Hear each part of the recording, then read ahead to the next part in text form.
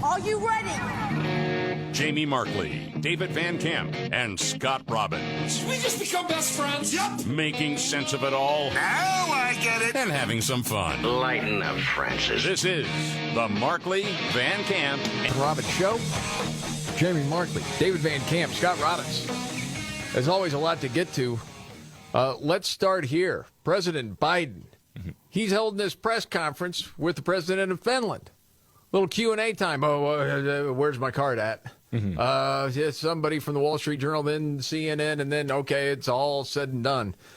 And as usual, Joe on his A game, as you can hear right here. Fredrickson of Denmark and the Minister Jacoba, daughter of Ireland. You can tell that's a Freudian slip. I'm thinking of home.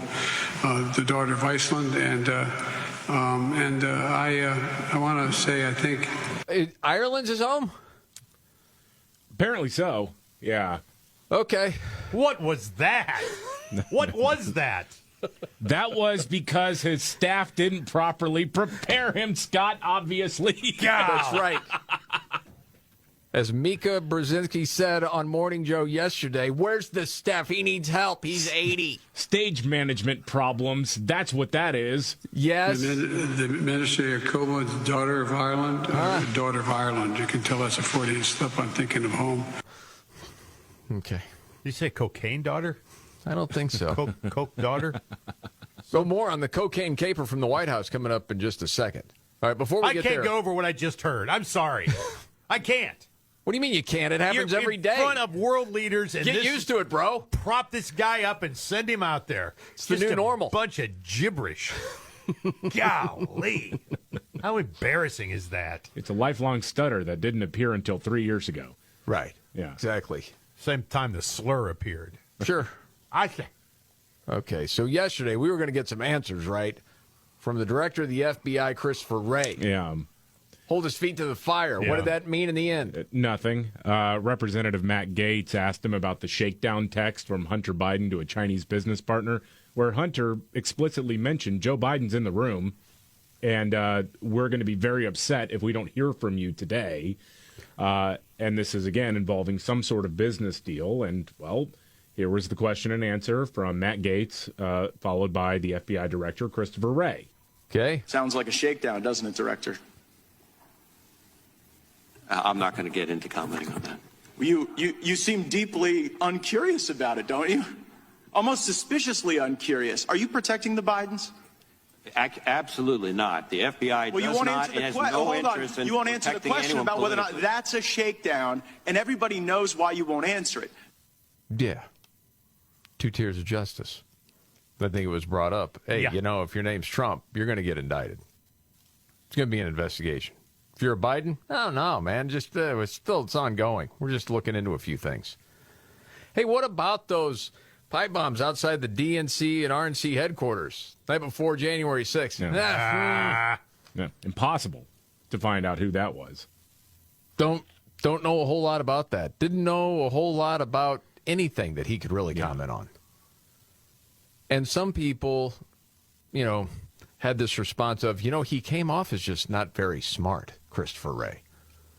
That wasn't my take at all. No. That he knows how to say whatever he needs to say to get through the day and not say anything about anything.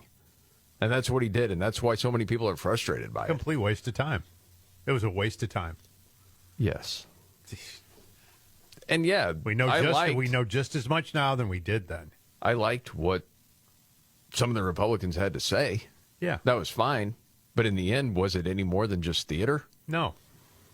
It really didn't seem to be so. Gosh. Dang. I know there are a lot of people. Frustrating.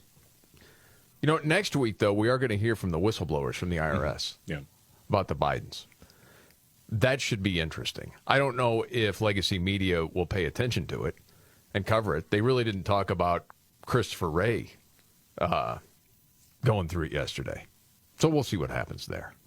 Meanwhile, what is this story out of Seattle, David? Yeah, there's this homeless camp in Seattle. It's been out of control and getting worse every day for a couple months now. The people who live in a senior citizen apartment complex across the street are getting really ticked off at this. Okay. This is in the Highland Park neighborhood. A homeless encampment has been growing for months. It started with a couple of RVs. Now there's at least 15 RVs plus tents and whatnot out there. You got open-air drug use. Gunshots are pretty common. In May, someone was murdered there, and the city really still hasn't done anything. And no joke, someone just installed an above-ground inflatable pool in the homeless camp. That's called the homeless summer camp. It gets a little warm, got to stay cool off in the pool. It's the Bum Aquatic Center. It's remarkable. I know this is Seattle, but this is like the learning lesson for the entire country. When you put up with this for so long, it gets crazier and crazier. Yeah, Como News talked to the residents of the senior apartment complex. Here's part of that report. Okay. It's perfect weather for a dip in the new pool at this homeless encampment in Seattle, or maybe a poolside puff of fentanyl. But someone told me that they've hooked up a hose and filled the swimming pool with it. I thought, oh my God, what next? And they ain't paying nothing and stuff like that, but we've got pay to live here. It's not safe. Oh. Please get them out of here. Did you think the murder would change things here? Well, I think everybody thought the murder was going to change things. Oh, my God, there was a homicide on that property. They're really going to come and give us some attention now. And they didn't. Oh, my goodness. And the crazy thing is that the cameras were rolling and actually videotaping somebody who was casually lighting up a pipe next to the pool in the homeless camp. It was crazy. Wow. And when you have for to our ask... friends in Seattle, I'm sorry. I really am, man. It's like, dude, and it was a few years ago. The warning signs were there. Yeah. That this was possible. It could get this bad, but I don't think anybody saw it getting like this, where you've got an actual pool being put up in a homeless camp. Wow. Can you imagine what's swimming around in that water? Oh, gosh. Yeah. No. Well, we're going to be hearing about chlorine equity before too long. Yes. Well, the mayor sent the frustrated residents who are paying to be there a letter in response saying, we recognize that this has been a long and often frustrating process for residents at Arrowhead Gardens, and we are pleased that we are moving closer to a site resolution. The Unified Care Team is discussing with the Washington State Department of Transportation possible short-term activation strategies following site resolution to help prevent repopulation. No. What a load of garbage Stop. that is. Yeah. No, what you do is you go in there weapons hot and you say, listen, you got three choices. You can leave on your own, you can go to jail, or you can get shot. You're not staying here. That would do it. They're not serious about it. That's the problem. Wow. Okay. Meanwhile, unbelievably, our Secret Service could not solve the cocaine caper from the White House. Yeah, it's weird. The Secret Service has concluded its investigation into who left the small bag of cocaine at the White House. They say that they couldn't really narrow down a suspect. We had a pool of suspects, but at the end of the day, we really couldn't, point out who did it. All this is to me is a confirmation. It was Hunter's blow, man. That's what it was. Who had no one in the White House cocaine bingo card? Right. Dude, if it wasn't him, as we've already said, and they could prove that it wasn't him, they would put forth the proof. Hey, call off the dogs on Hunter Biden on this one. It wasn't him. We have proof he wasn't in this area, blah, blah, blah. They would throw it out there. They haven't done it. Mm-hmm. And you're telling me, with all of the security around this area, the Secret Service can't get any clues on this? No fingerprints on the baggie of coke? Nothing. It's what they said. They were not able to find any fingerprints or any DNA or enough DNA evidence to match it against whatever database they have. Who believes that? Nobody. Nobody with two brain cells to rub together believes that. Well, there'll be some contributor to CNN or MSNBC that will go on and say, part of right-wing media is just infiltrating this whole thought of we can't trust the FBI and the CIA, and it's unfounded. Are you kidding me? How tough is it to crack that case? Well, again, you're telling us all it's that easy? I mean, are you telling people that if to get anthrax to that area? Exactly. Or ricin or whatever? Yeah. I mean, we'll never know it's you. There's Don't no worry cameras. about it. Okay. Where's the mystery machine when you need it? We need Scooby and the gang to solve this one, this caper. Not only that, again, pipe bombs in front of the DNC and RNC before January 6th, 2.5 years ago, still investigating all this. But we've wrapped up the cocaine investigation. Yeah, right. The White House in just a couple of weeks. It's no wonder people don't trust the institutions because they constantly lie. It's just part of it. How do you just throw that out there and just go, okay, well, all right, nothing to see here? To me, they don't care anymore.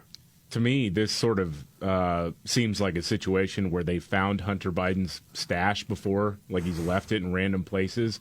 The Secret Service just fired a warning shot saying, hey, Joe, get your kid in line.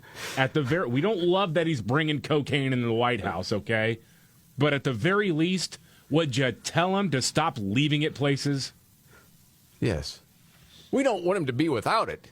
Goodness knows he's grouchy without it. And Hunter, take better care. Hunter, in his defense, doesn't have any sort of record of being careless about things. No, not at all.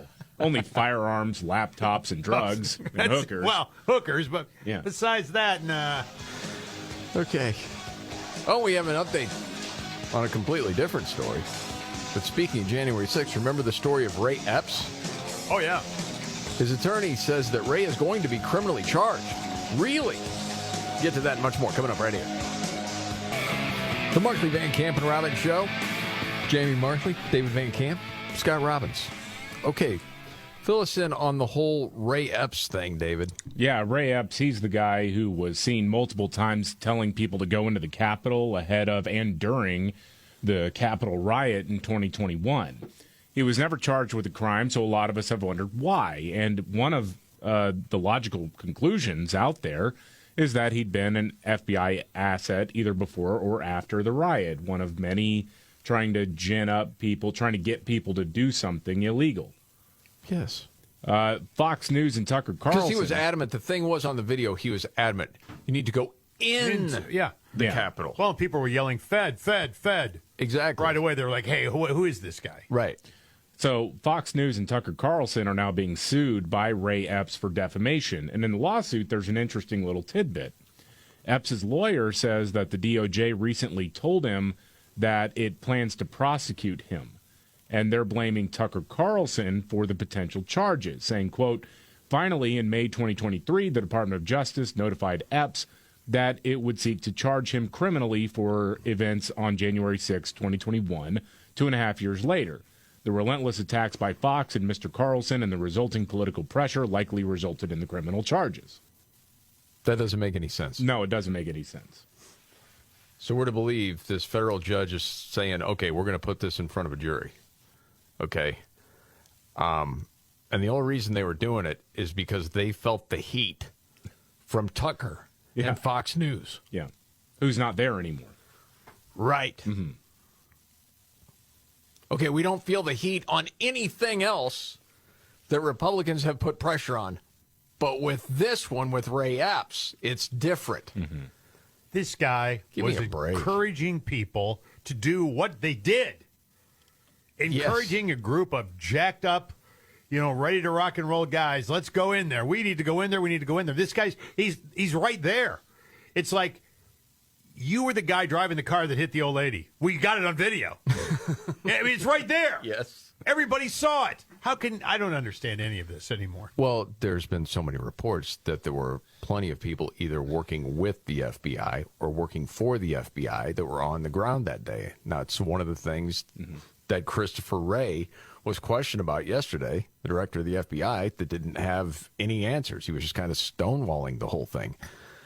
But I remember first understanding, what happened when it was reported what went on in Michigan, David.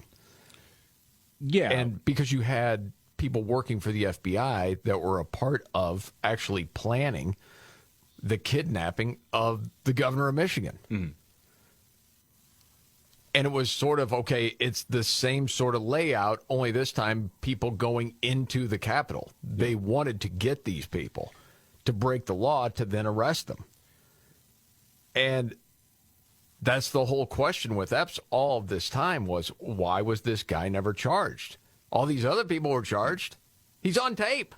Yeah, yes. Instigating. Yeah. I mean, Slam dunk, right? Yes, you would think. One of the interesting tricks that media is pulling is saying that everybody is blaming him for the riot in general. It's like, well, that's not true. The question is, was he one of many federal assets or agents or somebody working on behalf of the FBI involved in helping to whip up the crowd to do something bad on that day? Well, you know what? I had never heard that before, that people were saying it was all Ray Epps' fault. Yeah. I've never heard anybody say that. No, that's insane. Like the QAnon shaman, you heard the night before, you need to go in, so he got dressed up with the Viking horns and everything else, and that's why he was dressed the way he was? It doesn't make any sense. No, it doesn't make any sense at all. No. So here's the other thing. What proof do we have that they're really going to charge him? None. Right. Yeah, I don't buy it. Oh, QAnon shaman. Just a little tip of the cap there. There you go. That's my ringtone.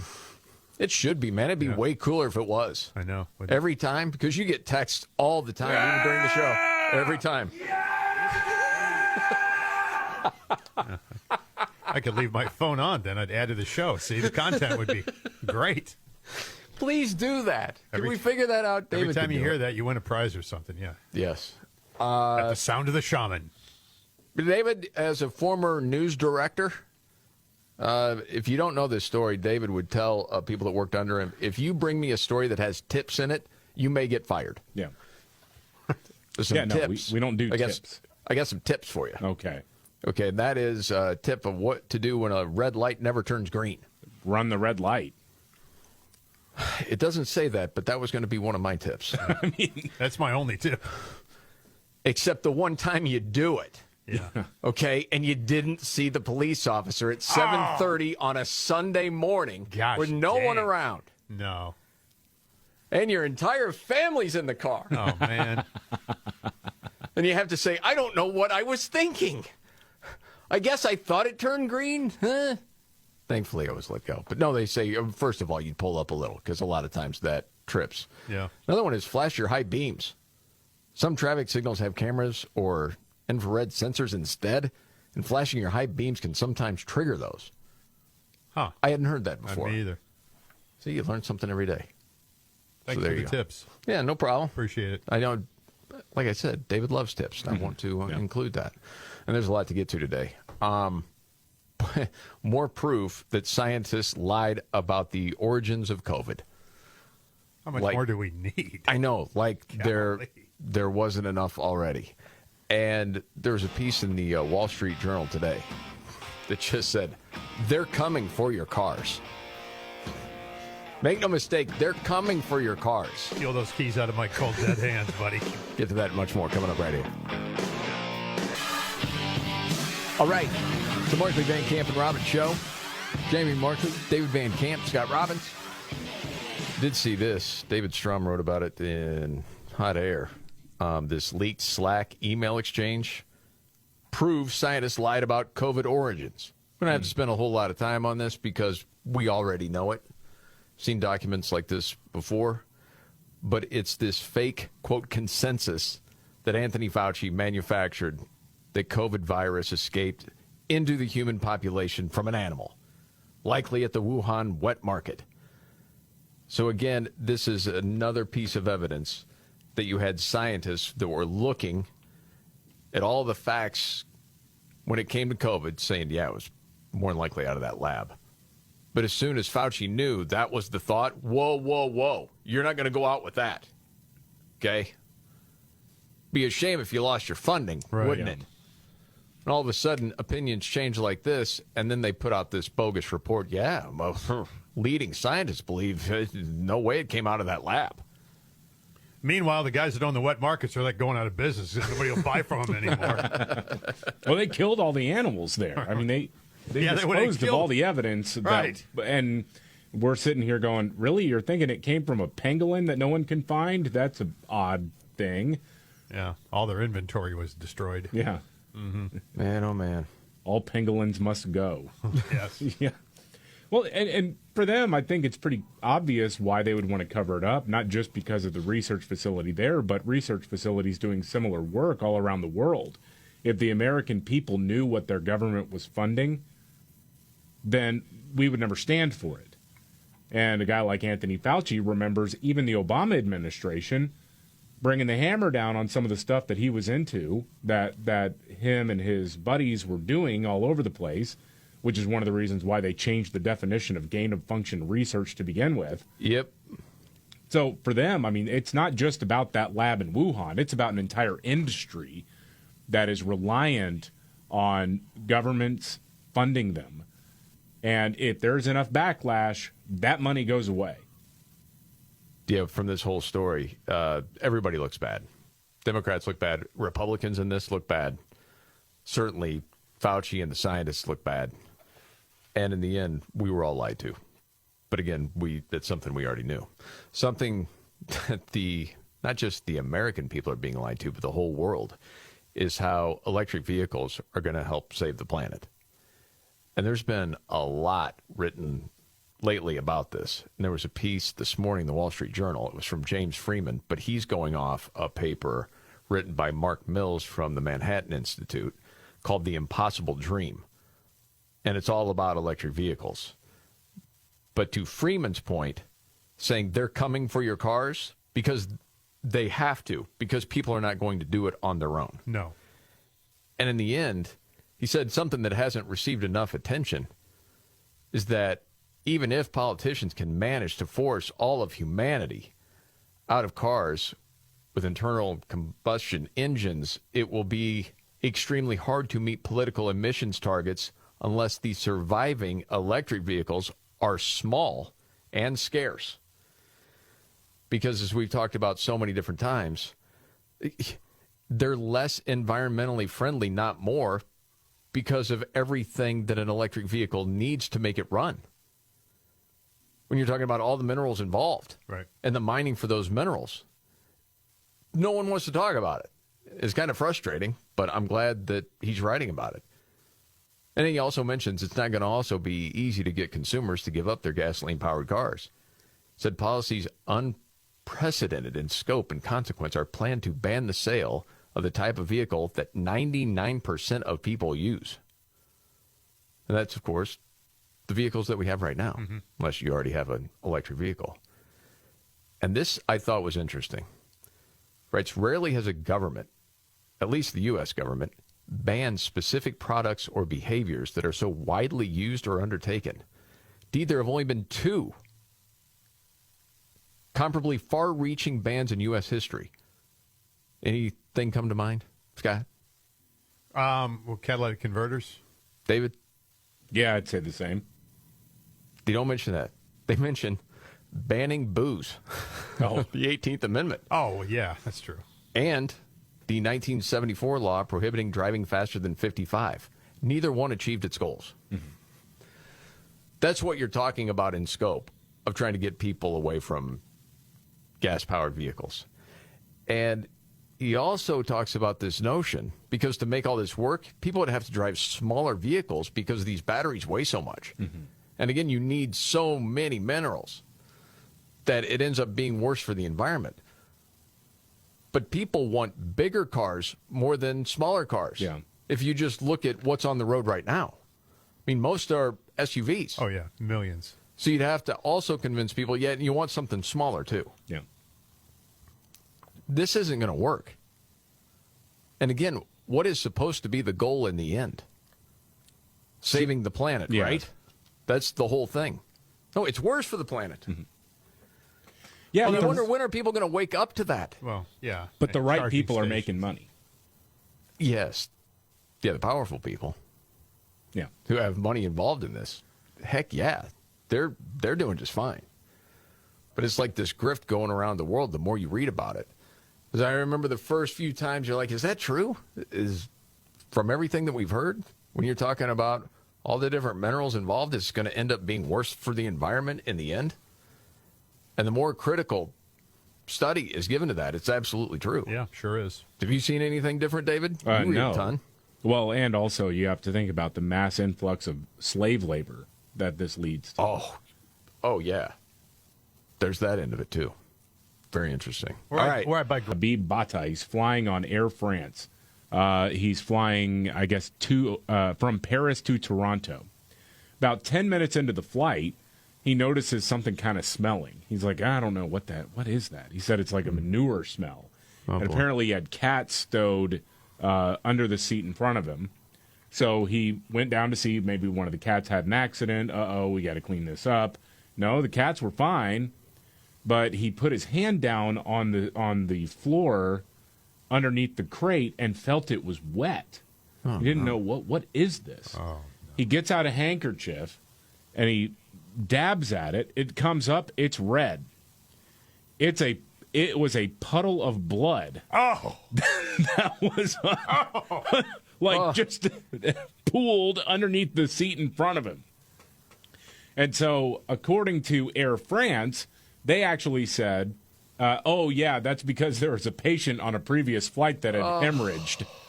There was feces in the blood. Gosh, man. And so that person had to be hospitalized, obviously, when it had landed in Boston, I guess. And they had blocked off that row for the return flight to Paris, but evidently nobody stopped to check underneath the seat to get the old steam cleaner in there or something. So this guy realized, again, 10 minutes into an international flight, that he had a pool of blood in front of him that had come out of somebody's rectum not that long ago. All right. I can't Scott, what's your story? I can't I'm just going to move on. I'm sorry. Yeah. Holy smokes, man. Yeah, that's bad news, man. Jeez. And I'll pass on lunch. Thanks. Yeah. Eesh. This story involves the ESPY Awards, which were on TV last night. Did you guys know that? The ESPN Awards show. I heard about it today. Yeah, it was on TV last night on ABC, as a matter of fact. And one of the people who got one of those lifetime achievement things was LeBron James, being the all-time scorer in the National Basketball Association. So he went up and he gave a speech. His family was with him and thanking everybody and the Lakers and blah, blah, blah, blah, blah. Then he said, there's been times I've been pondering, like just giving it up. If I feel like I'm cheating the game at all, then I want to walk away. I don't want to do it anymore. Then he said, lucky for you guys, that day is not today. He's coming back, buddy. Who saw that coming? Now, here's the thing, and you were watching it last night, you may be a little confused because when he made that statement, he did it in the NBA native tongue, Chinese. So it's very hard to understand what he was saying at the time. Lucky for you. This guy. I'll be back. Yeah. Give yourselves a round of applause. I'm coming back. Yeah. For my story today, our friends in Lincoln, Nebraska may already know about this, but I thought it was very interesting and even thought of David, because if you're new to the show, David has talked often about going off the grid, and he's got a place he'll never give the location. It's somewhere. Is it in West Texas or East Texas? Yeah, it's in East Texas somewhere. East Texas, it's a cabin where when I need to bug out, I'm going to fake my own death, and I'll live the rest of my days there. Well, if you're thinking, okay, maybe I'd do that, but I'd rather live somewhere else, maybe 50 miles outside Lincoln, there's a YouTuber named Andrew Flair. He bought an old nuclear missile silo about 50 miles from Lincoln. His plan was to flip it, and now he's done renovating. So he paid $550,000 for it last year, recently put it on the market for $750,000. Okay, and he says it's an opportunity to own a piece of Cold War history. It was built by the Army Corps of Engineers to withstand a nuke attack. So you have that angle to it, okay? That's pretty good, yeah. Yeah, not bad. It's got just over 1,250 square feet of living space. So, okay, not the biggest, but there's also an unfinished lower level that's the same size. Endless possibilities. Yeah, no kidding. You can get a ping pong table down there. Yes. The entire living space is actually in the old control room where they would have launched the missile. But you can get to the silo itself through a tunnel. The bottom of the silo is filled with water. Looks like he put a little raft in there to paddle around. So you got that for a little activity if you want. Well, there you go. Only one bedroom, one bathroom. It's a 3-quarter bath, toilet, sink, shower. No tub. You didn't really need a tub. It does come furnished with an oven, refrigerator, and microwave. Also added some amenities, like a foosball table, Just nice. That's the time while the nuclear attack is taking place, yeah. Popcorn machine. Well. Yes, and a big wall to hang all your guns. So you got that too, David. Go. Yes. And a projector with a big screen. You'll have Wi-Fi, set up Starlink satellite dish if you need that. And it comes with just over 6 acres of land. So if you're thinking maybe not East Texas or people are onto you there, you've got this other option. All right. Yeah, I'll think about it. A nuke silo in Nebraska. I can't imagine what's more fun than having a popcorn machine. I can't either. Yeah. Are you referring to where we used to work where they got a popcorn machine from the fun committee? Yeah, there was actually something to improve morale. The geniuses decided to start something called a fun committee, and one of the first acts of fun was buying a popcorn machine. And you know what my favorite part of the story is, what's that? honestly? How you were finally broken by the whole thing. The sniff of popcorn finally got to you after you had made the statement, I'm never eating that popcorn. Yeah. Well, you caved. There were like roaches in it and stuff because people didn't clean it out. You still ate the popcorn. I did because I'm a fat slob with little self-respect. Yikes. That was great. Okay, much to get to. Oh, no, the other day we were talking about Larry Nassar. Oh, yeah. Horrible human being got stabbed in prison. You know why? The reason is out now. We will get to that and much more coming up right here. Okay, the Markley, Van Camp, and Robbins Show. Jamie Markley, David Van Camp, Scott Robbins. Oh, goodness gracious. On his A game again. The Minister of Coburg's daughter of Ireland, daughter of Ireland. You can tell that's a Freudian slip. I'm thinking of home. You're home. Ireland's home? Well, he's Irish, you know. Yeah, MSNBC is like, yeah, Stafford probably left a sandbag in his mouth or something. I don't know. All I'm thinking is Happy Gilmore. Why don't you go to your home? Okay, Larry Nassar. He got stabbed in prison. I don't think anybody was feeling too bad, but now more details have come out on this story. The only downside to this is that he's still breathing. Yeah. But he got stabbed multiple times, including, I guess, in the neck, had a punctured lung, all that stuff while he's in federal lockup. And apparently it was another prisoner who took exception to him making lewd remarks about women in tennis. Wimbledon was on. Yes. I guess. And so he had made some sort of remark about women. And this guy, who had a history of doing the old stabby, came up behind him and just whoop, shanked him. Then now you're not going to talk like that. Not around here. You know, for this guy that sexually assaulted all these gymnasts, all these girls over time, to make that comment, I wish there were girls playing. Yeah. Yeah, you kind of have that coming, buddy. Yeah. The inmate was identified by the AP as Shane McMillan. He initially was sent to prison for dealing meth. Then he punched a prison worker in 2006 and then stabbed another prisoner to death in 2011. So he's going to be locked up until like 2046. Wow.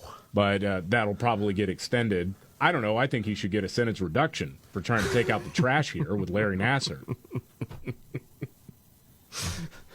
Well, now I understand when you said that guy had a history, a little stabby. Yeah, he's crafty with a blade. Yes. Saw a story not too far from your old stomping grounds where you grew up in Houston. Story of a bridal store closed all of a sudden. Spring, Texas? Oh, yeah. So you got all these brides-to-be that put down deposits on a wedding dress. Jeez. Uh-oh. Yeah, place is out of business. Well, let's look them up on Facebook. No Instagram.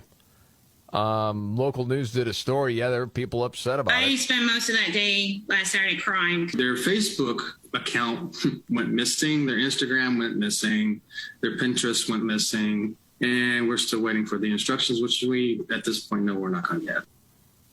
Well, you know, people are saying, well, you can maybe get your money back, Better Business Bureau, all that sort of stuff. But you're looking at people scrambling now to find dresses in time for their wedding and all that sort of stuff. Yeah, it's kind of like two kicks to these people. One, they don't have their wedding dress. And then two, what about the money?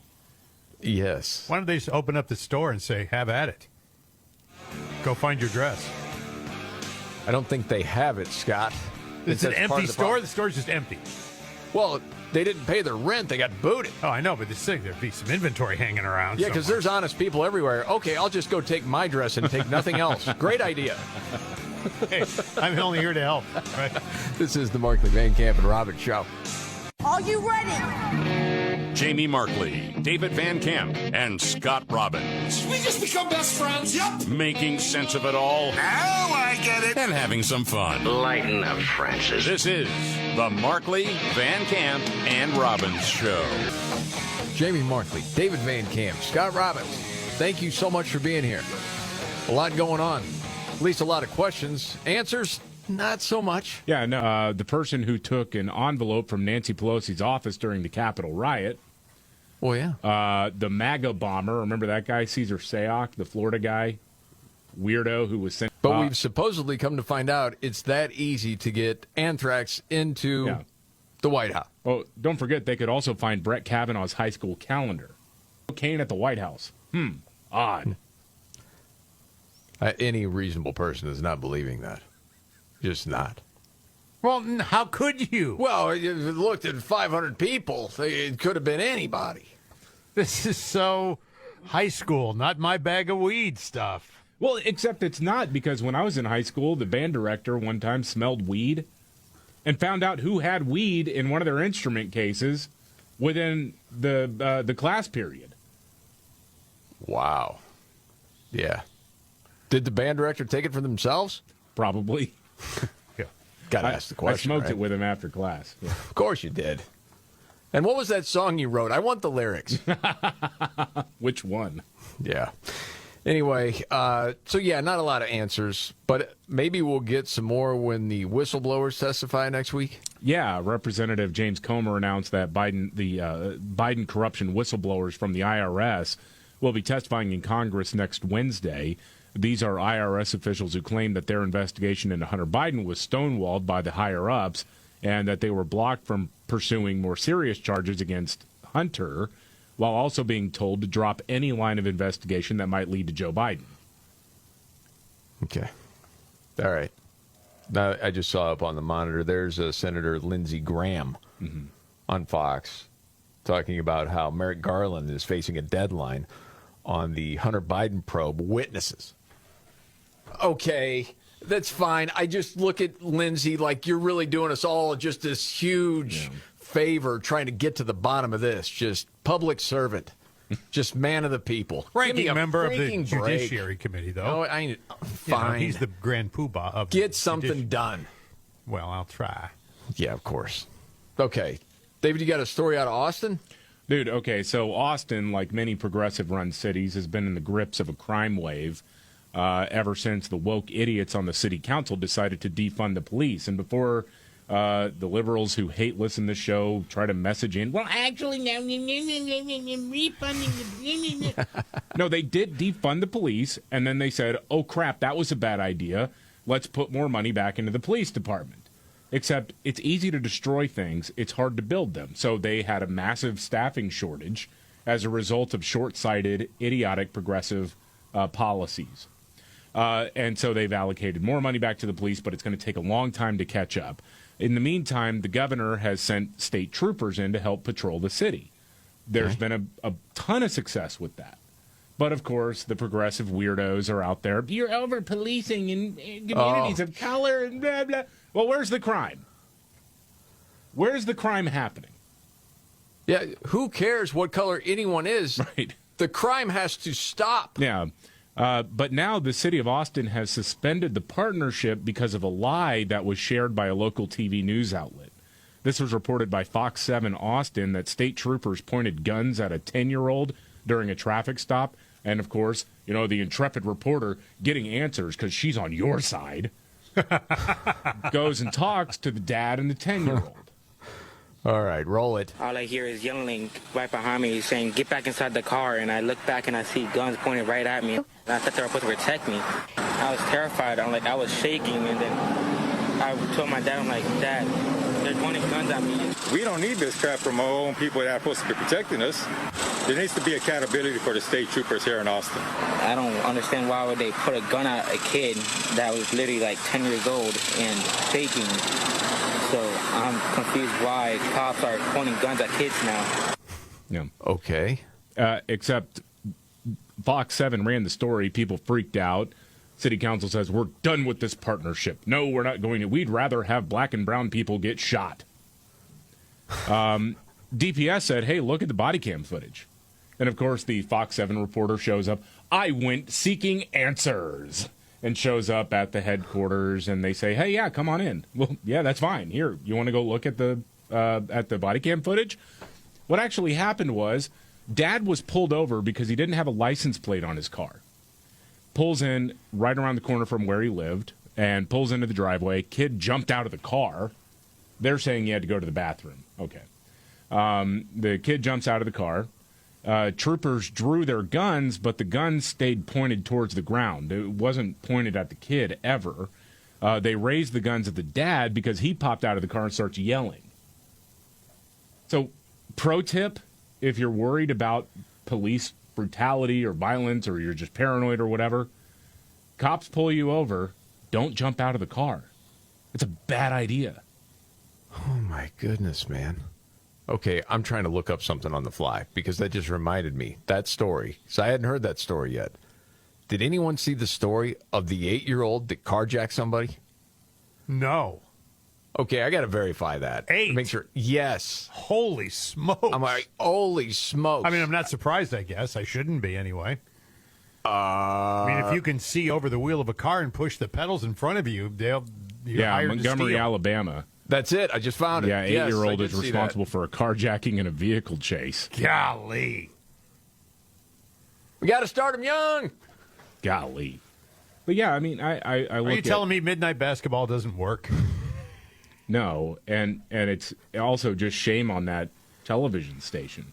Well, yes. Because you created this panic over something that wasn't true, you're going to get a lot of people hurt as a result of this, because now you're going to have officers pulling back and reacting to this. So good job. Good job. Okay. On your From side. your Yeah. news background, wasn't there the whole thought you're getting into this business to tell the truth, no matter what it is? Wasn't that basically the objective, or was there brainwashing going on then? Well, you got to look out for these people here. Well, I don't know. I don't know how idealistic or I don't know if there ever really was a golden age of journalism, but I mean, the Pulitzer Prize is named after a guy who notoriously overinflated the significance of stories in order to support war. I mean, the guy. So, but anyway, yeah. So, you would hope that you would want to get the real story, but instead, no, they say, well, DPS didn't respond to our request for comment, so we decided to run with this story unverified anyway. Unreal. You know, totally switching gears, but this is something else about reporting in general. So we've talked about this movie, Sound of Freedom. Scott, you and I saw it last week about child sex trafficking. And it's been a huge success at the box office. It's made over $40 million. Huge surprise, even to the people that made the movie. They didn't think it would be this big. There's been different articles written about it. And then I saw this from David Strum from Hot Air, and he brought up something we've talked about. Left media covering this and calling it QAnon adjacent is really nuts, man. Right.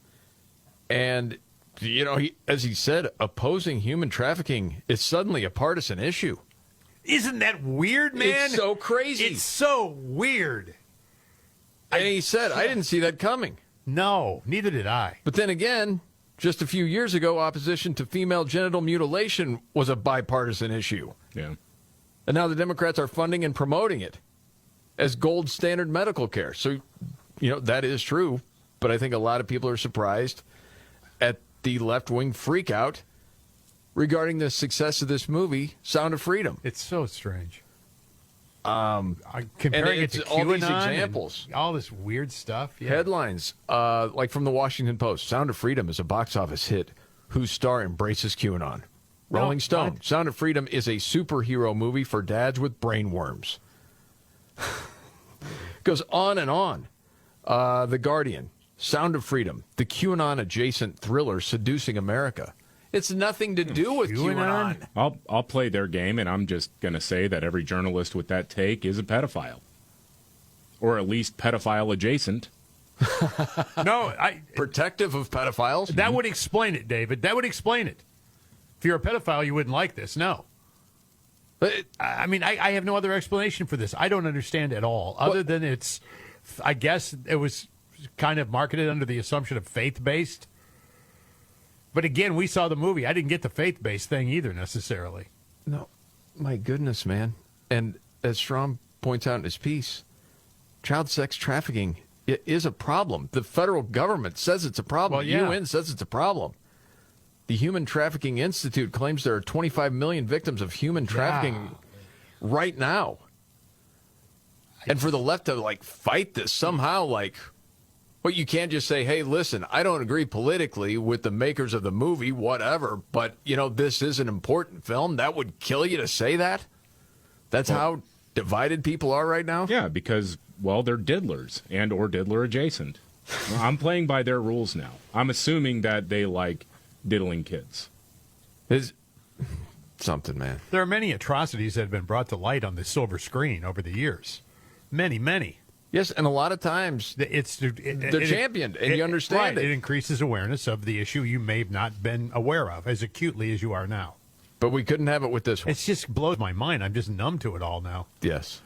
As we mentioned on a lighter note, David, as a former news director, used to tell his staff, I don't want any stories with tips. Okay? And I'm also not a big fan of any, quote, life hack. Yeah, you hack. All right? Mm-hmm. A lot of news organizations are out with their top hacks for staying cool. Yeah, I know. You know, during the heat wave this summer. Yeah. You know what one of them is? What's that? To eat ice cream. Drink stuff with ice in it. Okay. Mind-blowing analysis there. Yeah. Close windows and curtains to keep cool air in and sunlight out. Yeah. Dang.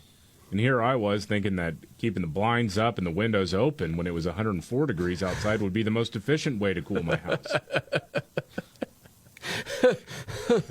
Sleep in something breathable like cotton. Oh, so I should not have my Dallas Stars hoodie on when I go to bed at night. Or that wool sweater. Or the wool sweater. Oh, that's your hairy back. Yeah. You can't do anything about it. You got to shave that, too. Yeah, of course. Okay, much to get to. America's illegal immigrant crisis, far from over. That and much more coming up. All right. The Markley, Van Camp, and Robbins Show. Jamie Markley, David Van Camp, Scott Robbins. You heard Biden talk about, hey, this whole catastrophe we had at the U.S. border, it's under control. Okay? Uh-huh. Thanks to humane policies and courageousness. Okay? Yeah. New York Post editorial board said, don't believe any of that. Border crisis not going away. Of course, we already know that. No. But they talk about the good news that's being cited, a June drop in the number of migrant encounters with Customs and Border Protection enforcement. Still means more than 135,000 crossed illegally. Dang. That includes close to 33,000 gotaways. They were spotted, just not stopped. Something happened to them. Anything these guys are good at, anything in this administration, seriously. Good at letting people in. Golly. Wow. Okay, we've already had more than 5 million come through, and that's... a lot of people think that's not the real number. That's a little low. That's the one they're telling you about, yeah. More than that. I don't know what is going to happen other than the change of presidents is going to stop this. David, I mean, you hear more about it than any of us. No, I mean, you've got to have... It's not just a president, but a president is a big part of it, obviously. And one thing, too, you got to have Republicans in Congress grow a spine about this and not just give your stupid little speech. But, you know, when Greg Abbott does something like, I don't know if you saw this, a bunch of libs were whining about it, floating buoys in the Rio Grande that have netting. Yes, I saw that. so that you can't swim under it. That's the goal. I love it. Yes, that's good. Well, it would tell people that know about it because you would make sure that it's well known. Yeah. That you wouldn't even attempt to swim it. So, and the other people are saying, the people on the left saying, well, that just means more people are going to drown. There were just 4 people that drowned last weekend. Yeah, there were a lot of people that drowned before that. And so tell people your risk of drowning is very, very high because of this. That's kind of the point of having this barrier in the water. Republicans in Congress, y'all need to step up and start saying, hey, we ought to be reimbursing Texas for the cost of this. Yeah, you should. Make it national policy. Push the issue, for crying out loud. Well, they talked about New York City saying, okay, because they called these people asylum seekers. Yep. And it's such a tiny percentage would ever actually get the title asylum seeker. But that's what the left always wants to say, just people coming here illegally. They've made it easy for these people because they have the app. But it's still up from $360,000 a year to $522,000 a year. So in New York, they're still getting 2,500, quote, asylum seekers a week. And it goes on to say they've more than doubled the city's shelter population, forcing a build-out to 186 facilities and counting. And then saying, when is that going to end, Mr. President? Well, you mock the rest of the country and say we're a sanctuary city and get your hand up, and when it happens to you, now you start bitching. Yes. It's too bad. You elected these people. Then they're saying the governor there, Hochul, she's not doing anything. Well, no. And then Eric Adams, who used to say sanctuary city, now says, well. Yeah, now all of a sudden, not so much. This is the Markley, Van Camp, and Robbins show. Okay, biggest story today would be what? Oh, man, there's a lot to choose from. To me, it's that the Secret Service has investigated and found that, well, no way of knowing who left cocaine at the White House. No way. Impossible. Jeez. Can't be found out.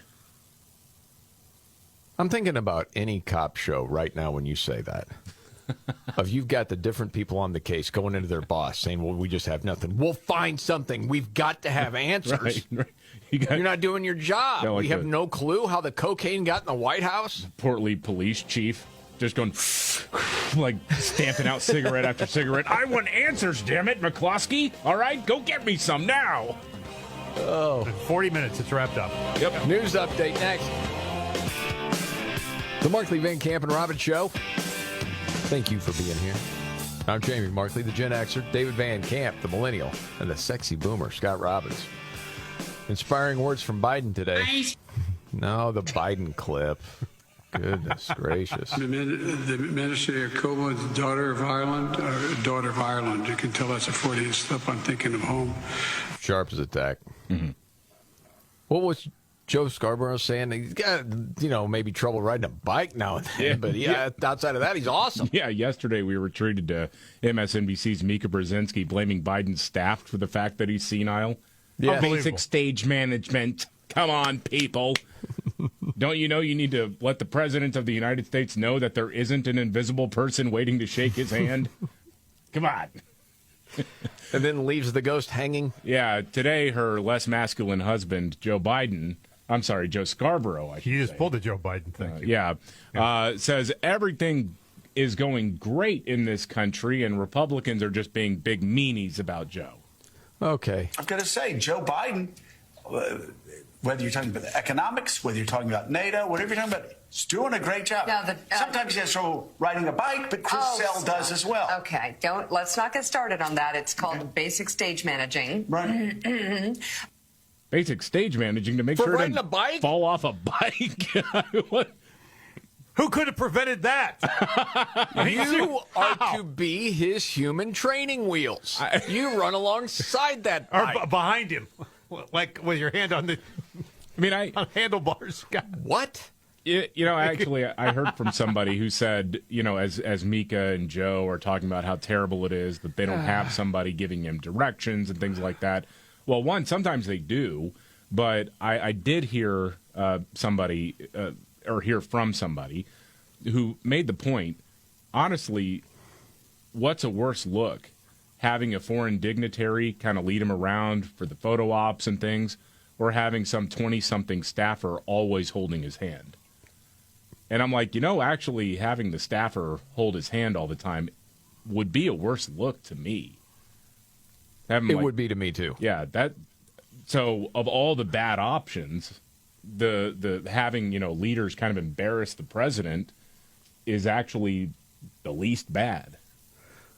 Dude, it's one thing if someone physically is not what they used to be. Just don't have, that they stumble a little bit, whatever. Okay, to have people around them because they're sharp. Their intelligence, their knowledge, their leadership all surpasses what you would want in a leader. Yeah, okay, so physically he's not quite there like he used to be. That happens to a lot of different people. That's cool. That's not the case with this guy. It's everything. You can tell. Scott, you and I personally know people that are 80 and above. Yeah. They could run circles around that guy. Oh, yeah. I mean, as far as just carrying on a conversation and not getting lost and forgetting about who you're talking about and things like... Well, you saw her. Yeah, yes. Forgetting if someone's alive or dead when you just saw a video of this woman that is now dead and you ask where she is. That's what you're talking about with this dude. Golly. I mean, imagine if... Yeah, I imagine it. Wow. Starting the car in the winter. Brooklyn is governor, and when he be pre-K, the pre-K. Yeah, that thing. Yeah. Yeah. Okay, one more. I just like when he just quits. Anyway, well, If it holds near and dear to you that you like to be able to... Anyway. Ugh. You know what? I hadn't thought about this in a while. Remember when he was running in 2020? And no one really thought he had a chance to win? But he was doing the interview on TV, and I think it was Nicole Wallace, and there were, interruptions happening between the two. And then she says, no, go ahead. And he goes, I better not. And he just looked defeated. Yeah, he did. I remember that was one of the few times on the show. There is exactly one moment I felt bad for Joe Biden. That was it. Because in that moment, he reminded me of my grandfather when he was still alive after he had a debilitating stroke. Yes. Right. And then all of a sudden it's like, well, this isn't so much a situation now where you need to feel sorry for this person. There's so much power involved. And then the speeches that he gives dividing people and does it on purpose. It's despicable. Well, then you think about a seventh grandchild, all this stuff, this person that the left still says that, well, this is who he is. He's a family guy. Just good, hardworking Joe. I mean, this isn't the guy the family has that stays at work at the hardware store putting nails away all day. I mean, this is the president of the United States. I mean, you can't... I mean... Are you sure these are exterior nails and not drywall nails? It's all right. Gramps got confused. Yeah, it's okay. I'll sort this out. We'll figure it out, Yeah. right? Yeah. Okay. Again, there's a... jeez. I know. All right, moving on. Oh, I wanted to tell you about this piece. This is pretty much switching gears, sort of. Washington Examiner. The headline, I admit it was clickbait, and I was a victim. I clicked on it because it just said the P tape versus the bribe tape. Oh, well. What are we talking about here? Well, there's growing frustration about the FBI's apparent reluctance to investigate an allegation from a trusted Bureau confidential source that Joe Biden accepted a multi-million-dollar bribe when he was vice president. Then you're talking about Burisma, Ukraine, and the allegation there's like 15, 17 different recorded conversations, 2 with Joe and the rest with Hunter Biden. And where is the FBI on all of that? Why aren't they investigating? Because nothing's happening. And so in this whole piece, they're comparing the bribe tape, the alleged bribe tape, saying, okay, maybe they exist, maybe they don't. But it doesn't seem like the FBI is trying to get to the bottom of it. No. Now, if you go back to Trump's P tape, they were all in on that entire thing. As it says in 2016, the now famous Steele dossier alleged that Russian intelligence had a video of private citizen Donald Trump a few years earlier in a room at Moscow's Ritz-Carlton Hotel watching as 2 prostitutes performed a, I got it. The golden thing. Mm-hmm. Yeah. The alleged video became known among Trump-Russia aficionados as the P-tape. The FBI tried desperately to confirm the existence of the tape. It could not be confirmed. Said the story seemed to come from just gossip and joking, with the original source being Charles Dolan, an American public relations man with ties to Bill and Hillary Clinton. Right. And you know the rest of the story. Yep. But it was this, sort of thing with the FBI trying everything to keep that in the air as long as they could and get people to believe that there was a P-tape. And there's still a lot of people in this country that believe there's absolutely a P-tape. Sure. So you have that with the FBI all in, but not a whole lot of enthusiasm. Somebody says they got audio recordings of Joe Biden with this person in Ukraine and millions of dollars coming into the Bidens. And all these, different LLCs. This money is coming in and then going to Biden family members. Don't have much interest in looking into that. Lack of curiosity is stunning. It really is. Okay, David, you got a story about CNN? Yeah, this is hilarious and frustrating to me, at least, all at once. Okay. So CNN ran this story about a tomato shortage in India. It's a big deal in India. Tomatoes are a key ingredient in Indian food, and the price of tomatoes has gone up 400% because of a shortage. That's shocking. So why is it happening? Well, according to CNN, a driving factor behind the current shortage of tomatoes is extreme weather associated with climate change. Uh-oh. A study published said heat waves in India are putting unprecedented burdens on India's agriculture, stalling efforts to reach its development goals. What actually happened here? It's a 30-second Google search away to actually find out what happened. It wasn't anything to do with a heat wave or anything else. In May, a bunch of farmers went to market to sell their tomatoes, and the price of tomatoes, they found out, had completely crashed. So this was because of oversupply and bad governmental policy. So in protest, farmers dumped out a bunch of tomatoes, and because they were losing money. It was it's not just breaking even. I mean, they're decimated by this stuff. So they protested. Well, what happens when you throw out a bunch of tomatoes? Well, it takes a while for another tomato crop to come in. So they created a shortage. That's part of the protest. And also, there was some virus that hit like 90% of the tomato crop that did make it to market.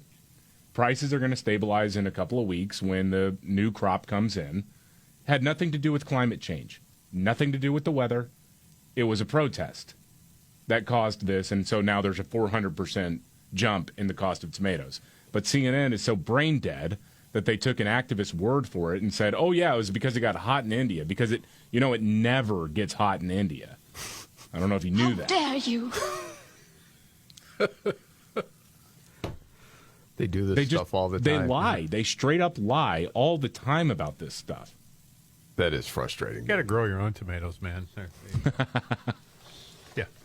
Like you've ever done it. Hey, okay, quick story. Uh-oh. Growing up, I grew up in a farmhouse in a very, very small town, right? Yeah. Central part of Illinois. The house we bought was an old house. In the back of the house, there was an old outdoor toilet. Yeah. Right? The outdoor toilet was torn down. There was a small patch of land there. My dad grew tomatoes the size of hubcaps because of what was underneath. He swore.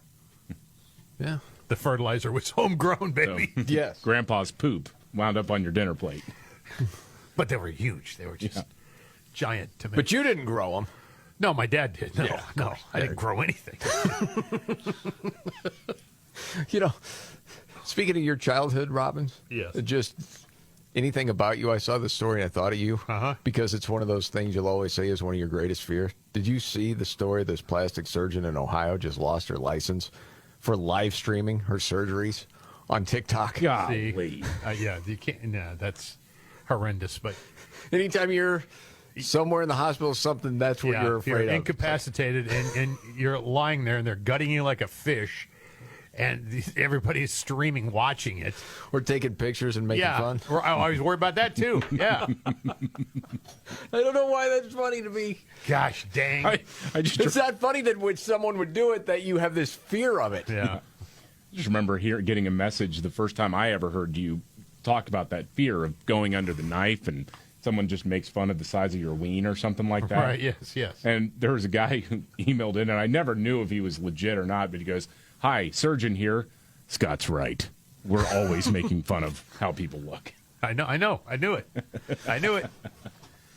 You know what? If you're in that profession, we're not going to say who you are. Do you make fun of people when they're out sleeping during a surgery? Just curious. Got to do something to pass the time. Hit Robbins on Facebook for that. Okay. Gosh, I don't even know if I want to know. Confirming my greatest fear. The Markley, Van Camp, and Robbins Show. Jamie Markley, David Van Camp, Scott Robbins. Apparently, climate czar John Kerry is not happy. Mm-hmm. People are pointing out his hypocrisy. Saying, hey, fly private all the time. What do you think about that as far as carbon footprint, buddy? Well, he doesn't. But he's had enough of that talk. Okay. Here's what he had to say. I just don't agree with your facts, which began with the presentation of one of the most outrageously persistent lies that I hear, which is this private jet. We don't own a private jet. I don't own a private jet. I personally have never owned a private jet. And obviously, it's pretty stupid to talk about coming in a private jet from the State Department up here. Just, honestly, if that's where you want to go there. Okay. Well, that's not true. Not everybody who flies in a private jet owns said private jet. That's not... The thing isn't that you own a private jet, is it? Unless that's how the question was framed. I didn't hear the question, but no, it's that you don't always fly commercial, and it seems like that's pretty wasteful, isn't it? His family owns a Gulfstream. Okay. He personally doesn't. Seriously, the plane belongs to something called Flying Squirrel LLC. It's a charter company owned by Kerry's wife, Teresa. Everybody else says Teresa. Teresa Hines Kerry, in which John reportedly owns more than $1 million stake on his most recent financial disclosure. I don't Shut own up. one. I just rent it from my wife. From your wife? Okay. Well, and the family jet, according to this, has emitted over 300 metric tons of carbon dioxide since the Biden administration began. Yeah. That's from federal data. Yep. How dare you? I've never personally owned. Yeah. I got to tell you, the private jet. It's the families. The LLC makes it so different. LLC's got kind of a cool name, though. Flying Squirrel LLC. I like that. Those things are evil, man.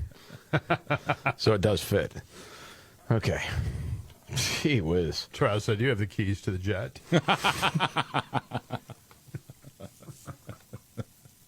Yeah, this guy. Okay. By the way, I don't know if you were celebrating. Today is International Rock Day. Do you know that?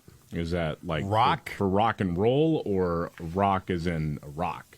A rock. Okay. Not rock and roll. A rock? Just a rock. Oh, a rock. Okay. Yes. Did you ever have a pet rock when you were a kid, 70s boy? No. Did you know anybody that did? Yes. It was a big fad. That was, well, at least 10 years before you were born, David. Yeah. You survived that one. I remember finding pieces of rock that were cool, like on creek beds and things. Yeah, did you save them? Are they in boxes, too, taking up space that you're paying for somewhere? I did for a while, and I moved on.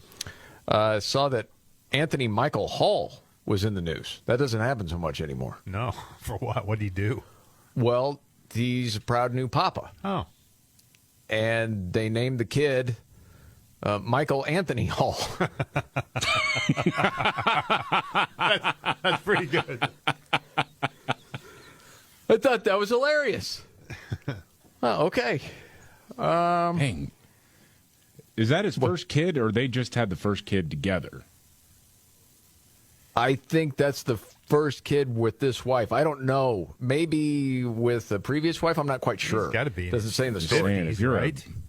If you were a first-time father at 55, that sounds exhausting. Well, his wife is 32. Oh, okay. Yeah, Right. Of course. Yeah, of course. Yes. Yes. So he's... Wow, That does sound exhausting when you think about it. Starting all over at this point. Oh, God. Ooh, buddy. Yeah. This is the Markley, Van Camp, and Robbins Show. Are you ready? Jamie Markley, David Van Camp, and Scott Robbins. We just become best friends. Yep. Making sense of it all. Now I get it. And having some fun. Lighten up, Francis. This is Jamie Markley, David Van Camp, Scott Robbins. Okay, a couple of things we got to get to in a sec. First, as far as the scandals with the Biden family. Yeah.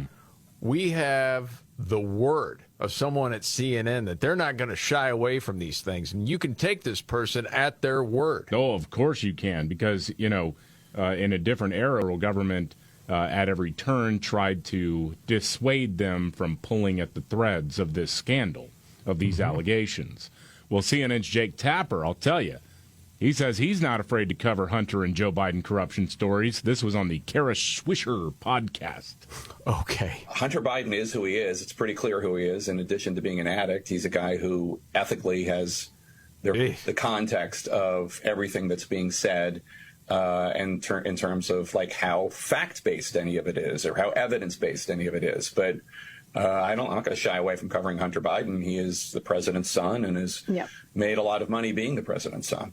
Now, this is the same Jake Tapper who said this about the woman who fathered one of Hunter's children, the one that... Go ahead. And we should point out, just for the sake of fairness, that Navy's mom, who had the incident with Hunter that resulted in this beautiful child, she has been caught up in some far-right folks. The incident. Yeah.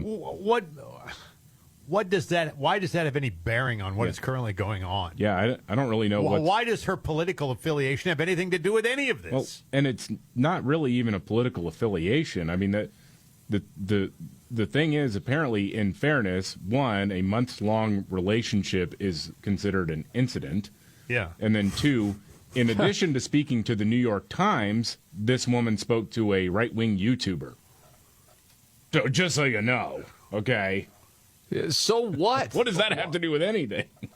Why are you even throwing that out there? To create suspicion that it's just nothing but political motivation.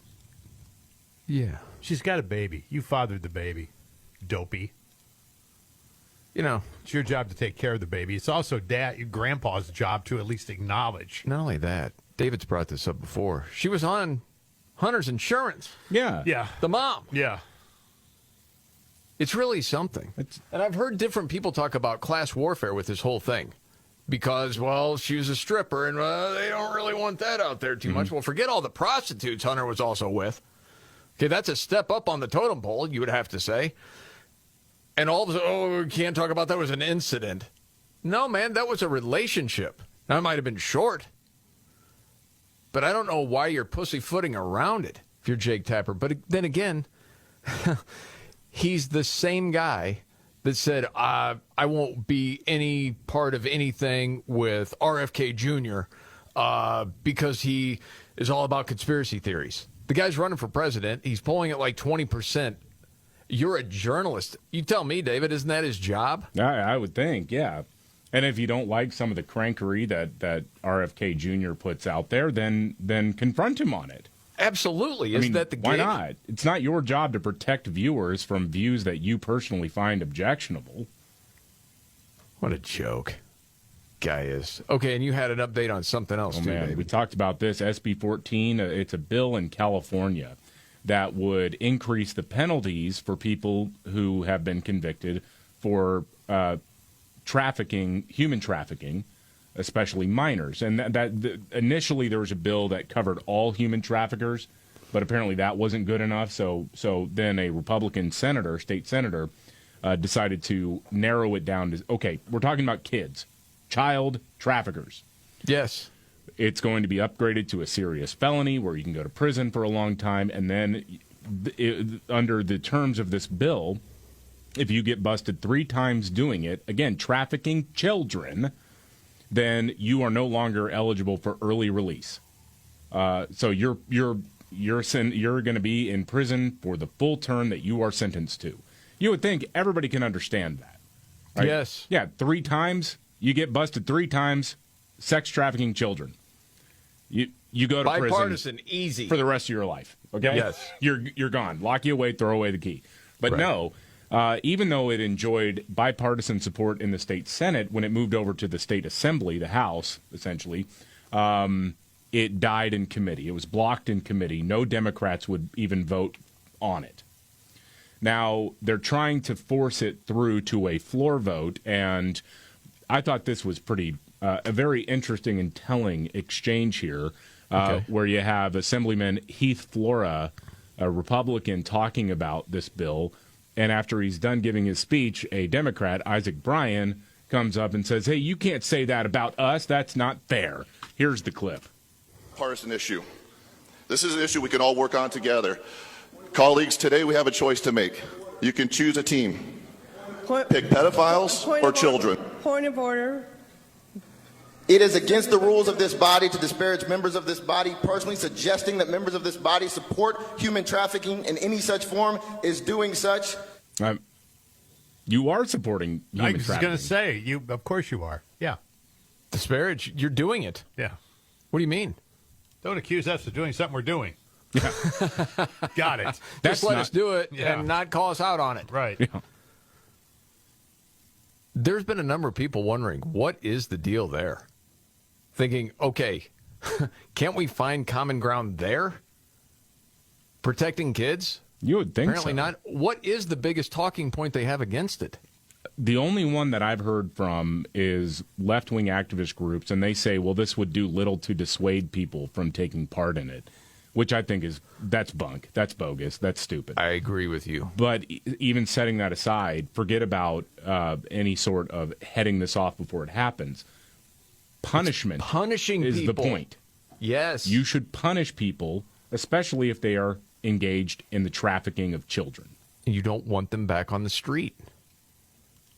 Wow, man. Okay.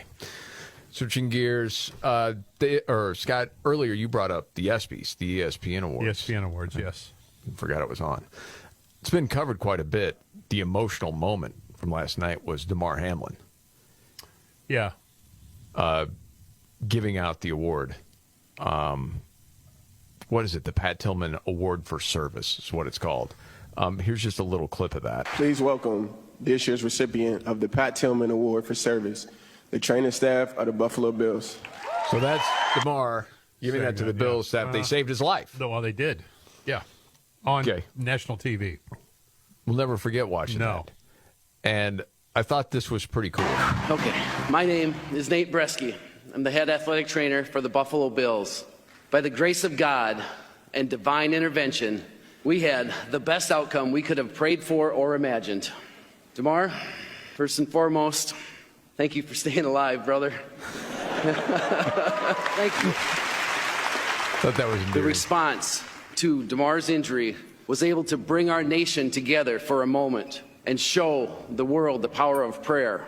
Let's remember that feeling of unity and use it to make sure we can save the next life, too. That's nice. Very nice. Okay. All right. I could have been the only one thinking when I'm looking at that story. Did we ever really hear definitively what caused the cardiac arrest of Damar Hamlin? Wasn't there some sort of... Damar himself said it was the commotio cordis or whatever back in April. And there have been medical experts say that's absolutely what happened.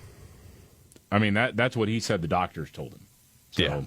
I mean, again, unless you were directly involved with it, I mean, you kind of have to take somebody's word for it or not. It's up to you. Okay. So if you go along that line, doesn't that scare the crap out of you if you're playing football or anywhere where you could, because that was not a massive direct blow to the chest like you see. No. You know, some other hits. Well, some rhythmic thing with the heart that is like 1 in 2 million or something, and this could happen. I mean, it was astronomical, the odds of it being directly at the right spot at the right time to cause that. It's almost, it's near impossible. And do you believe that's what happened? Do I believe that's what happened? I'm just asking you personally. You don't have to answer if you don't want to.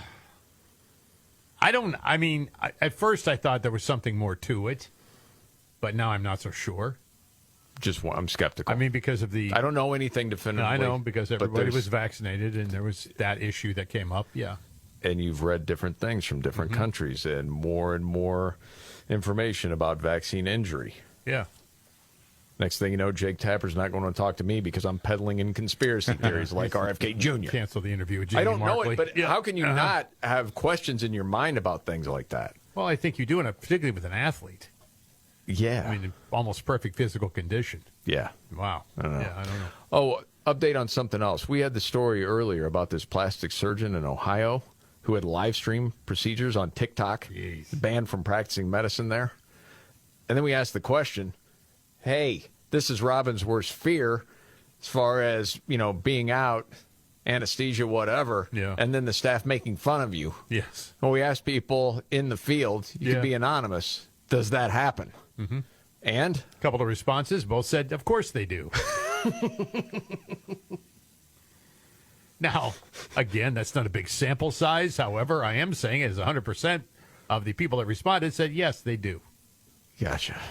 That's what you figure. It's your worst fear. And, you want him to be loose in there, right? I mean, you want him to be. Well, and you're blowing off steam. I mean, there have been times when, someone was caught on hidden camera or something, saying something inappropriate about a patient. And when those stories come out, depending on what was done, I mean, obviously, if there's some sort of assault or non-consensual filming or something like that, that's a problem. But, I mean, yeah, people in the medical field, people in law enforcement, people with high-stress jobs like that, they blow off steam. They say things that they would never say in public. Right. Well, and for clarity's sake, with this plastic surgeon, where we started the conversation, the deal wasn't so much her making fun of patients. Well, the board there said she lost her license because she neglected her patients as she live streamed parts of their procedures, spoke into a camera, and answered viewer questions, all while the surgeries were taking place. See, now you've really jumped the shark here. You're taking questions. Yes. So it said 3 patients suffered severe complications and needed intense medical care after she operated on them because they thought she was paying more attention to the live stream and the questions than the actual surgery. That's a bit of a problem there. Who thought this was a good idea? I mean, well, a lot of followers. Well, there's nothing wrong with it. We're just going to do it. Isn't there like some law that would prohibit you from doing that? Yeah, I think that's what they're talking about. Maybe you get the written consent of the person that's knocked out while you're fixing their face. I don't know. Yeah. She was known as Dr. Roxy online. Yes. Oh, boy. Roxy Plastic Surgery. Yeah. To her many TikTok followers. Oh, gosh. So there you go. Okay. David, we still got to get to that story of L.A. punishing a business owner for the American flag. What is this all about? That and much more coming up. All right. The Markley, Van Camp, and Robbins Show. Jamie Markley, David Van Camp, Scott Robbins. Before we get to that L.A. story, quick update on something. Just remember this. We were talking about Damar Hamlin and this nice moment at the ESPYs last night when he awarded the Buffalo Bills medical staff after he nearly died on the field this past January. Talking about, okay, how did it even happen? And you always wonder, and I'm just speaking for myself. Is there something to do with the vaccine? Because you've read about these other injuries, and I was thinking there was something there. But he had said it was, what was it, David? Commotio cordis or whatever it's called, Yes, where it's just like this once in a million sort of thing where the heart's disrupted. This was what I was thinking of. There was a 2021 paper in the European Heart Journal, and this was about rugby players. The long story short is this, that you have the risk of lethal arrhythmias following blunt chest trauma if you have myocarditis. Your chances of it goes up. So that doesn't mean that the vaccine would have caused it. What this paper would suggest is it may make it more possible. And again, man, I'm not a doctor. I don't know. I'm just trying to figure out what the truth is with anything. Right. But that was the paper. I couldn't quite remember where it was from, and I just found it. That's where that was from. So that doesn't mean that that's going to happen. But with everything you found out about vaccine injury over the last couple of years, at least for me, I'm always wondering what's the truth and what's not. Who knows? Now, this story out of L.A., this has to do with the American flag. What's the deal? Yeah, the city is fining this business owner for having a sign and an American flag out while a homeless encampment is just down the street and they're not doing anything about it. The guy's name is Eric Ayer. He was on Fox News saying that code enforcement fined him for a small A-frame sign that was an inch too close to city property. And he's disputing that. He's saying, no, it's the property owner's property, but apparently it was too close to the buffer zone or something like that. An inch? Yeah, they also went after him because he has an American flag hanging outside of his shop. They said that was an unauthorized flat banner. So, meanwhile, again, there's a homeless encampment down the street that the city hasn't done squat about. All right, roll it. I'm kind of pissed off because it's ongoing battle with them for kind of forever. So, and when I complain about the homeless situation and other problem, they never care. So they can get to my shop the same day in a couple minutes, but they cannot go and actually deal with something else down the street. Where are we, man? So frustrating. It's going to be okay, Scott. It's going to be all right. I don't know, man. I want to believe that. One way or another. Hey, lighter topic. Did you see this? I know you're not an Amazon person. You don't order stuff there. Apparently, the item this year, the big hot item, was cat treats. Oh. You were just talking about your little kitty cats and their treats. Well, they like them. Yeah? Mm-hmm. What is your favorite treat to get the cats? They like People those long, like almost, they look like little sticks, but they're flavored, like tuna flavored or whatever. This is for all the lonely people. The kitties. Wow, man. They like those. Of course they do. This is the Markley, Van Camp, and Robbins Show. Okay, David, biggest story of the day? I'm sorry, I'm obsessed with this. You're telling me that somebody left a baggie of cocaine at the White House, and the Secret Service is going, you know what? We gave it a week and a half, and we don't know. We'll never know who left a baggie of cocaine at the White House. Honestly, if you're making the case that's the biggest story of the day, and I wanted to support you in that case, I could honestly say it is the biggest story, because if you can't solve that, right? What can we solve? Really? You're telling me we're shutting it down? Yeah. No leads, nothing. 500 maybe people of interest. They just can't nail it down. How about drug test everybody? Oh, I couldn't do that. See who tests positive for coke. All right, news update and the Scott Robbins trifecta next. The Markley, Van Camp, and Robbins Show. Jamie Markley, David Van Camp, Scott Robbins. Got the Scott Robbins trifecta coming up in just a few. It's a frustrating day yesterday, at least for a lot of Americans, expecting some answers from FBI Director Christopher Wray. I mean, he doesn't know much of what's going on or can't comment, blah, blah, blah. Yeah. Whether it's the Biden family corruption, the pipe bombs January 5th going into the 6th, any number of different topics. Yeah. But next week, the IRS whistleblowers are going to be testifying on the alleged Biden family influence peddling scheme. Okay, I'm not getting my hopes up for anything, but I think that's a good thing, isn't it? Yeah, well, sure. Yeah. David? Yeah. Yeah, I mean, it'll make for great TV. I mean. Well, I think it will be another case of how does legacy media just ignore that? I'm sure they will. But, I mean, you have these people testifying. How can you ignore that? No. I mean, at any other time in our country's history, this would have been the biggest story out there. Oh, yeah, if this had to do with malfeasance in the Trump if this had to do with malfeasance in the Trump administration, CNN would have the countdown clock up. There's no doubt. Oh, yeah. So all of that's pretty frustrating. Something else going on today. Climate envoy John Kerry is very upset. Yes. That you would bring into question his use of a private jet. Because he's so concerned about the climate. And you're like, hey, man, there's hundreds of metric tons of carbon coming out of that private plane. That you fly around in. Yes. Everywhere. He wants you to know he's had it with that, because that's a lie. I just don't agree with your facts, which began with the presentation of one of the most outrageously persistent lies that I hear, which is this private jet. We don't own a private jet. I don't own a private jet. I personally have never owned a private jet. And obviously, It's pretty stupid to talk about coming in a private jet from the State Department up here. It just, honestly, if that's where you want to go there. I'm pretty sure no one was suggesting that John Kerry flew private from the State Department to Capitol Hill. No. And I don't think the whole point was you own a private jet. It was how often you use a private jet. Yeah. So he's saying, not mine. What'd you say, Scott? The family's jet. The Teresa and the Heinz family fortune, Flying Squirrel LLC. You didn't make that up. That's absolutely true, and that's where the plane is licensed. Of course it is. Okay. So technically speaking, when John goes, I don't own a plane, well, he doesn't. His wife does.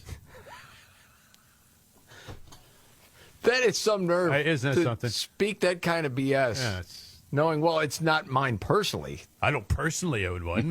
This is the family. I mean, I'm part owner that way, but that doesn't That doesn't count?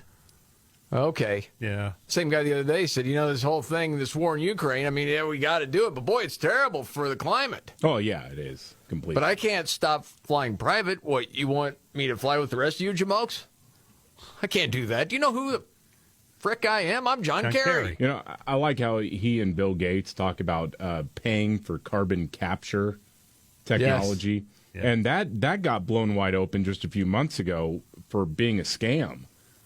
Because the whole idea is that somehow a few different companies catering to the stupid elites will capture the amount of carbon that you put into the atmosphere. They will offset your travel. And they're actually way overselling what they do even. But they do, it's modern day indulgences, like the old, back in the Middle Ages, the Catholic Church used to basically offer indulgences where you could sort of pay your way out of hell. Oh, yeah.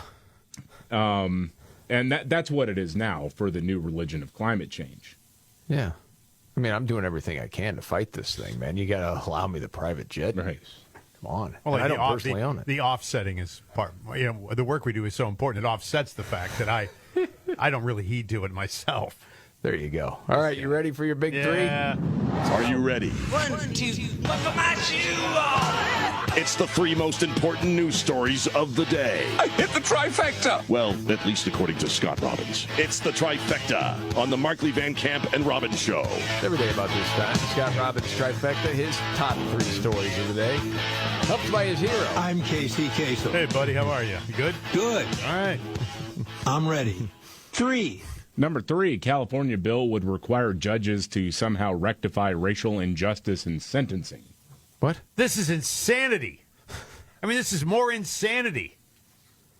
The California State Assembly is now considering a Democrat-backed bill that would require judges to use sentencing criminal cases to, quote, rectify racial bias in the state's criminal justice system. It passed the state assembly, by the way, currently in committee in the state Senate. Okay. So just destroy society one step at a time. That's just another one. The intent of the legislature is to rectify the racial bias that has historically permeated our criminal justice system. So, in other words, judicial reparations. So am I getting it right that it's basically a judge would be able to let somebody out earlier because somebody else years ago was kept in prison too long? David, I believe that's correct, and you win the prize. Yes. You have to take that into consideration while doing your sentencing. Hell of a deal. Does it work in reverse? Like, we don't have enough Asian Americans in this jail. So traffic ticket, that's 4 years for you. It's affirmative action in prison. Right. That'll probably be next. Make sure the prison population is represented. Of course. We're getting closer and closer to number 1. Scott Robbins trifecta, top 3 of the day up to number 2. This is a crazy story. Doctors reattached a boy's head. What? Yeah, surgeons in Israel performed what they're describing as a miracle surgery and managed to reattach a boy's head after he was hit by a car while riding his bike. Oh, my goodness. Suleiman Hassan, 12-year-old Palestinian boy, lives in the West Bank, suffered what is known as an internal decapitation. His skull was detached from the top vertebrae of his spine. He was riding his bike when a car hit him. The boy was rushed to the medical center there immediately and was put into surgery. So a team of people did this. They put it together, and the kid's going home. Man, everything's okay? It was a month ago this happened. They didn't say anything about it until they knew for sure things were going to go in the right direction. That's a miracle, man. It is unbelievable. Wow.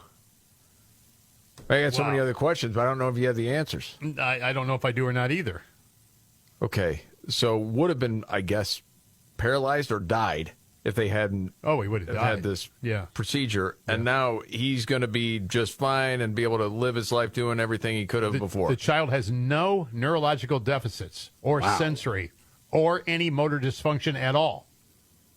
He is functioning normally and walking without an aid after a very long process. They said this alone is no small thing. No, it's not. Wow. They say what saved him was professionalism, technology, and quick decision-making in the trauma and orthopedics team. Unbelievable. Nice story on the trifecta. Well done. And the countdown continues. Now let's muck it up again. All right, the Scott Robbins trifecta up to number 1. Going back to California here, a California lawmaker who sided with child sex traffickers is now backtracking. Yeah. A bill to make sex trafficking a felony in California blocked on Tuesday in the Assembly Public Safety Committee by Democrats after it passed unanimously in the Senate. One of those assembly person, a woman by the name of Liz Ortega, tweeted this out. She said on Tuesday, "I made a really bad decision. I voted against legislation targeting really bad people who traffic children. That was wrong. I regret doing that. I'm going to help get this important legislation passed into law." Imagine thinking you should ever vote against a bill that would target horrible people who traffic children. What the hell were you thinking of the first go-round? So the pressure got to her. Absolutely it did.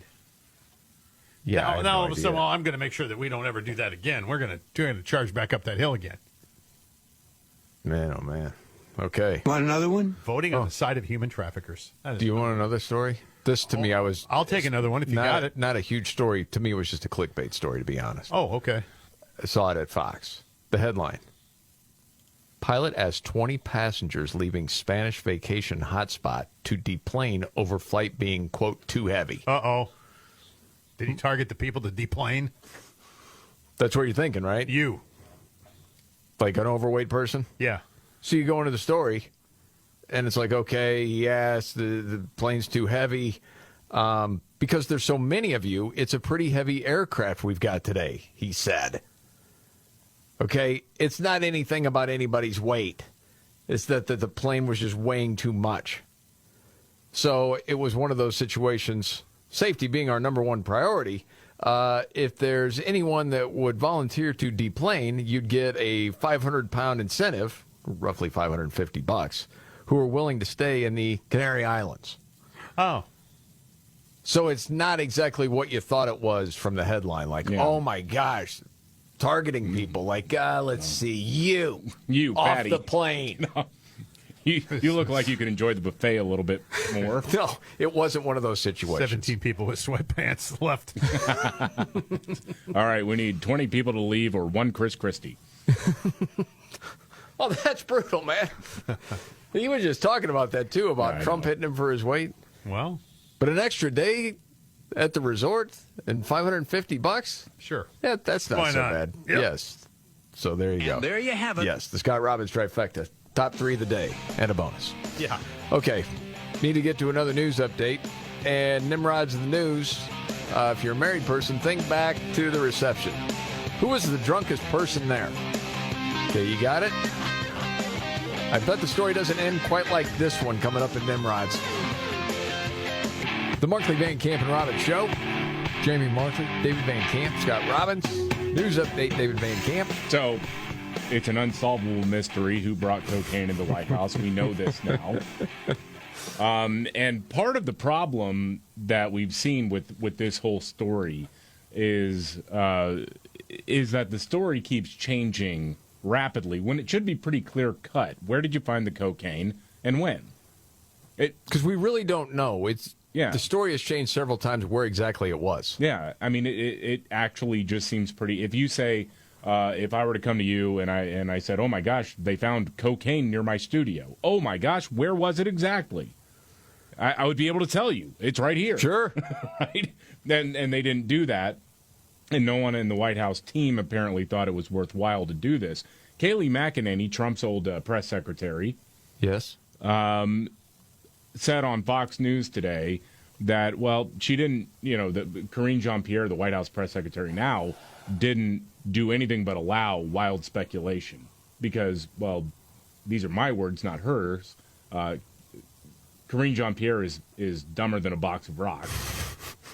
And apparently didn't even ask anybody, hey, at least tell me where it was found, okay? I got to have something solid to go on here. Right. Now, what Kayleigh McEnany says is that the cubby holes where apparently this was found, she said, I would say that narrows it down to two groups of people using those, National Security Council staff or staffers walking in from the executive office building. They don't have offices in the West Wing. They use these cubby holes because they're about to walk into a secure area. It's either that or a guest of a staff member. This person would be a close relative or a friend. In other words, yeah, there may be a lot of people kind of going in and out of that area. Right. But you would have a pretty tight list of who went in there. And she did point out something very interesting and concerning to me as an American citizen. Yes. There are apparently no cameras in that room, actually. For real. For real. Holy smokes. How's that possible? Because there's no cameras there. There are cameras on the outside, so they'd be able to narrow it down to who was walking in and out, but you can't nail it down with just camera footage. Even with that, with the logs of who's there. Yeah. Are you telling me that still that would have been 500 people in this short amount of time through that area? Mm-hmm. Really? That doesn't seem possible. And I noticed the left media today, too, was also saying Biden family was gone through the whole weekend. Well, hold on. He was there Friday. Yeah, he was there on Friday. And, again, the story keeps changing. But at last check, that would have been an area where he probably went through if he was going to travel with the president. Okay. All right. Well, I'm sure there'll be more on that tomorrow. Before we get to Nimrods, you want to hear a piece of audio of what it's like being attacked by a grizzly bear? Well, who doesn't? So the story goes like this. There's a grizzly bear in Montana been getting into chicken coops, so it was placed in an enclosure and relocated. So someone put a video camera near that enclosure as the bear was released. So what you hear is a wildlife expert pounding on the door to alert the bear, then the door opening, and then the grizzly making a beeline to the camera and ripping it apart. Oh. Okay. That's what happened to the camera. Okay. Yes. Roll it. Okay. Okay, you're running? Yeah.